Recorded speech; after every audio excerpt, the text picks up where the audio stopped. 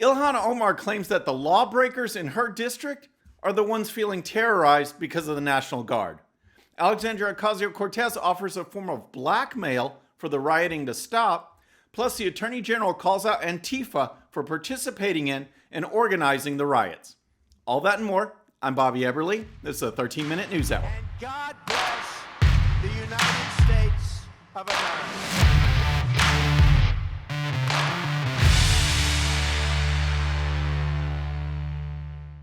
All right, friends, welcome to the show. Happy Monday.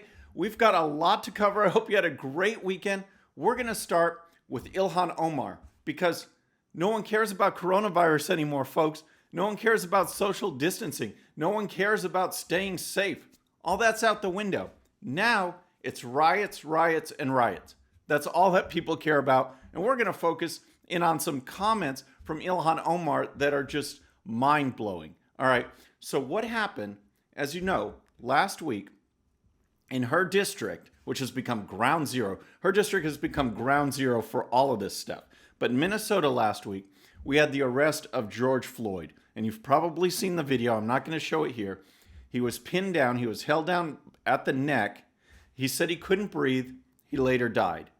That officer then, after looking at the evidence, and we're talking about witness bystander videos, we're talking about body cams. We're talking about witness testimony, interviews. We're talking about all the other physical evidence. That takes a few days. I mention all of that because that takes a few days to go through. After that process, murder charges were filed against the officer. So isn't that how the system is supposed to work? There's a crime gets committed. You look at the evidence. You decide there's enough. We're going to press charges. You press them. The guy gets arrested. Then there'll be a trial. That's how the system is supposed to work. That's the justice system, and it's going through all the steps. But that's not enough here. In addition to that, I guess there is looting, assault, killing, vandalizing. All of that somehow plays into the mix. And as I said, Ilhan Omar's district is ground zero. So because of all this rioting, they brought in the National Guard. So yesterday, she was on ABC's This Week with George Stephanopoulos, and he asked her, he said he wanted to get this condition, see how things were there. And she actually said that it was the lawbreakers who are feeling terrorized because of the National Guard. So Stephanopoulos asked her, he said, okay, with the National Guard in, were they able to achieve calm? Were they able to settle things down? And here's her response. I think last night the community did feel safe to know that there will not be a burning of their businesses and their homes. We were obviously worried and feeling terrorized about that prospect. All right, well, first I know there's a lot of debate out there on how many of these rioters are local and how many are out of state. We're going to get into some of that, but there is no doubt that some of these people live in these neighborhoods. They are local to those communities, even if they drive across town a little bit. They are local. They are doing this to each other. It's not some unknown force that Omar is referring to. This is people doing it to people, destroying their own neighborhoods, destroying property, driving businesses out of business. People can't go to work this week, not because of coronavirus, because the building is destroyed. And then she adds this ridiculous comment. But there really was also many people who chose to demonstrate and not abide by the curfew, who felt like they also were terrorized by the presence of tanks, by the presence of the National Guard and a militarized police. Are you kidding me? She's talking about people that are breaking the law. They're deciding to go out and protest after the curfew, and they're the ones feeling terrorized. Just look at this clip. Look at this clip of a woman who was interviewed the day after. This evening, the rioters were making their way through, and she was asked about it. Scary. I live in the high-rise right back here, and I seen them as they came down Lake Street. But then they turned and started coming over here, and I'm sitting out looking in out my window. So does that sound like a woman who feels terrorized by the National Guard? And here's more. And they went straight to Office Max, the dollar store, and every store over here that I go to. I have nowhere to go now. I have no way to get there because the buses aren't running. All right, local news reports say that over 150 buildings were damaged or burned to the ground. Over 150. And Ilhan Omar says that it is these protesters, these rioters, these lawbreakers that are feeling terrorized. When we see unrest take place, it is often the people saying they have had enough. And they want bold and systematic change to take place so that they can feel like their voices are heard. We see the unrest take place. That just burns me up. Unrest? She's talking about rioting and looting and vandalism and assault. That is unrest. And it just, folks, when you talk to your friends, have them listen to the media. Part of this whole show is to educate folks on with ammunition to take back to their friends and colleagues. Look at the media. Look at how these people, these rioters, are being portrayed. The media, people like Ilhan Omar, over and over called them protesters. Well, they crossed the line from protesters to rioters very quickly, and now she uses the term unrest to talk about destruction of property, beating up people till they can't even move. You've seen the clips. I've seen them. It's terrible to watch. That's what's going on. That's not unrest. That's not peaceful protesting. That's rioting. That's vandalism. That's assault. And that's what's going on.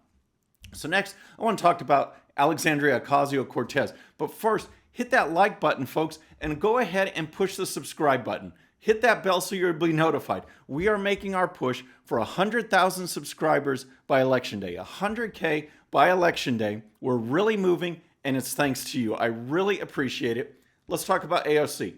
She got on Twitter, and it's amazing, folks. She's talking through the same talking points that Ilhan Omar is, talking about unrest. That's the new key word, unrest. So she got on Twitter and tweeted this. We need rapid, real de-escalation, and we need it now. We cannot descend into the chaos of violence. Please, everyone, stay safe.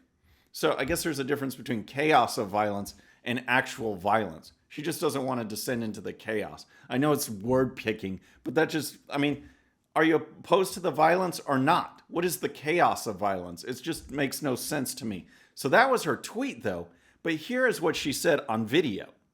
If you're trying to call for the end of unrest, but you don't believe healthcare is a human right, if you're afraid to say Black Lives Matter, if you're too scared to call out police brutality, then you aren't asking for an end of unrest. See, again, unrest, not riots, assault, vandalism, none of that stuff, just unrest. And now you have to believe in her wish list of items for it to stop. And if you don't, here's what she says.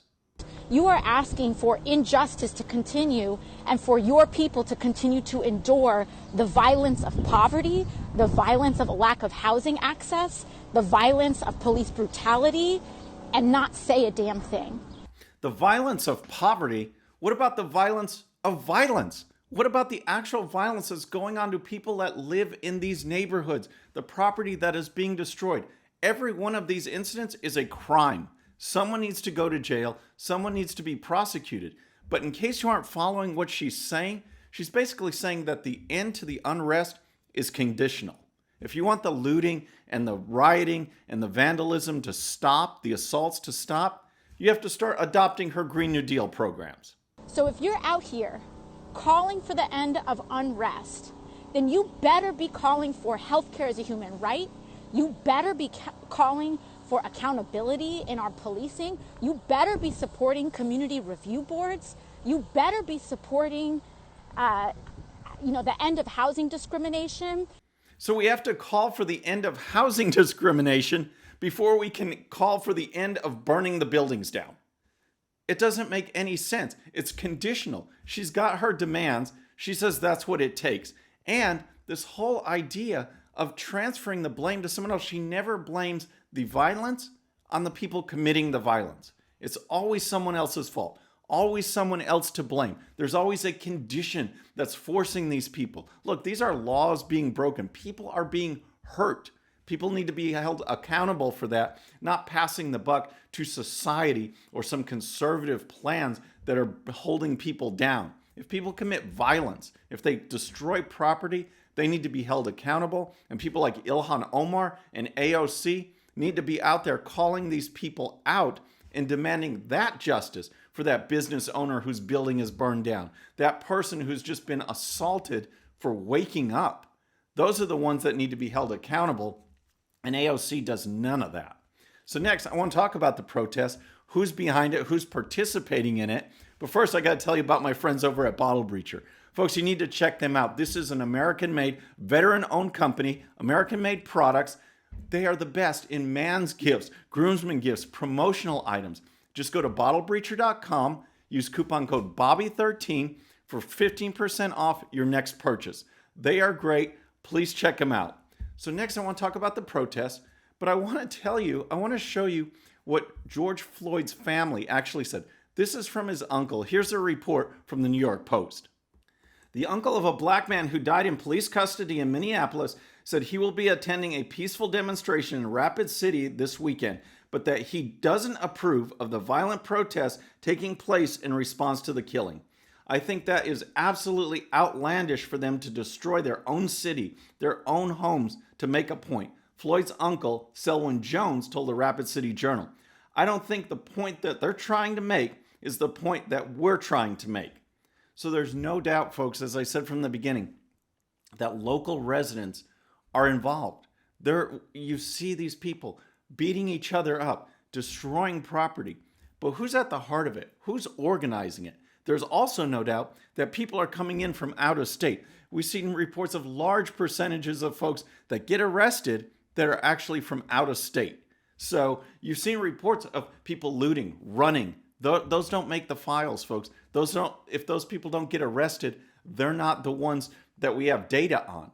So the ones of people being arrested, the more violent ones, the more confrontational ones, are coming in from out of state. And Attorney General William Barr puts that blame on far left groups like Antifa. And here's a report. Attorney General Bill Barr placed some of the blame on Friday's riots that plagued cities across the nation on far left extremist groups. On Saturday, Barr released a statement about the riots across several prominent U.S. cities, including Atlanta, Dallas, Portland, Seattle, and New York City. The Attorney General said that the riots were being hijacked by violent radical elements. That's right, Antifa or Antifa-like groups are the ones organizing these things. And make no mistake, this has nothing to do with George Floyd. This has to do with stoking tensions and promoting violence. And here's more. Groups of outside radicals and agitators are exploiting the situation to pursue their own separate and violent agenda, Barr said. In many places, it appears the violence is planned, organized, and driven by anarchistic and far-left extremists using Antifa-like tactics, many of whom travel from out of state to promote the violence, Barr's statement read. President Trump echoed these same sentiments, and he tweeted this. 80% of the rioters in Minneapolis last night were from out of state. They are harming businesses, especially African-American small businesses, homes, and the community of good, hardworking Minneapolis residents who want peace, equality, and to provide for their families. The president also put out a reminder that crossing state lines coming in from out of state is a federal crime, and they need to get their act together. Here's what he tweeted. Crossing state lines to incite violence is a federal crime. Liberal governors and mayors must get much tougher, or the federal government will step in and do what has to be done. And that includes using the unlimited power of our military and many arrests. Thank you. Just to show you how bad things are out there, the president retweeted this statement from Dan Bongino, and here's what he wrote. The radical left formally divorced itself from America last night. They are domestic terrorists and enemies of the United States.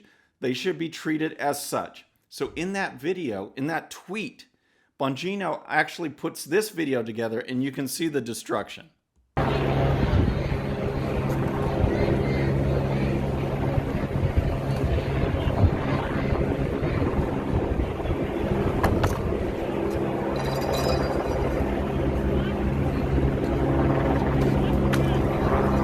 It's just crazy out there, folks. It is absolutely crazy. And again, this has nothing to do with George Floyd.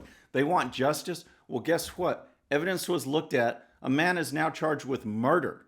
That's the justice system, and it has to run its course. This has nothing to do with that. This is about chaos. This is about stoking racial tensions. This is about gaining power. That's what Antifa wants, power through fear, and we can't let it happen. So, the thing is, folks, is that the left-wing radicals, they aren't just in Antifa.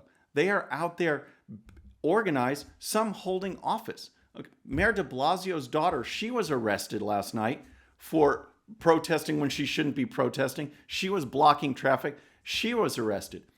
Keith Ellison, the Attorney General of Minnesota, his son, who sits on the Minneapolis City Council, he put out a tweet pledging his support for Antifa.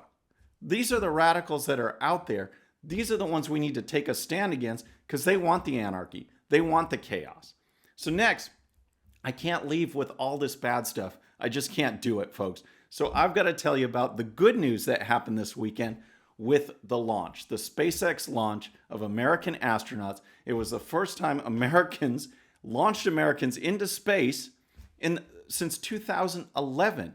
And for all of you that don't know, I've been in politics for 26 years, okay? I've been the grassroots level political commentator, tons of experience here, but what I started out in, what my formal training is, education, is in engineering. I've got a PhD in aerospace engineering. All I wanted to do was be an astronaut. I worked at NASA for 12 years, not including the time I worked there when I was still in school, and it was just a great experience. Here I am, testing spacesuits. That was one of my favorite things to do, is just testing spacesuits. Oh, here's my car. I don't know how that slipped in there, but that was my car back in the day. I just loved it. And here is the shuttle cockpit trainer. Now, I only had one official time I was supposed to be in there, but here's a helpful hint.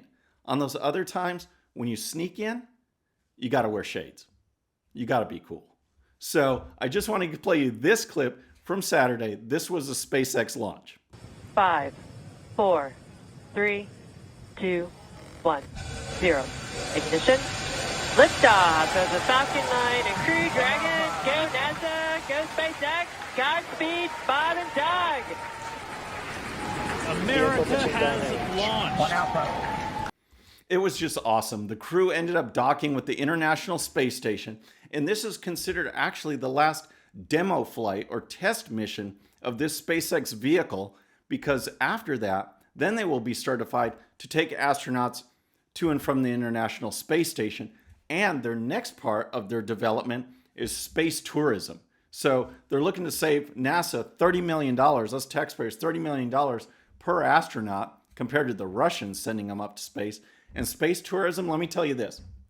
Elon Musk, the guy behind Tesla, he's also behind SpaceX. If he needs another astronaut, I'm there in a heartbeat. I'm ready to go. So folks, that's our show for today. I hope you enjoyed it. Please subscribe, and when you do, please hit that bell so you'll be notified, and we'll see you next time. I'm Bobby Eberle. This is the 13-Minute News Hour.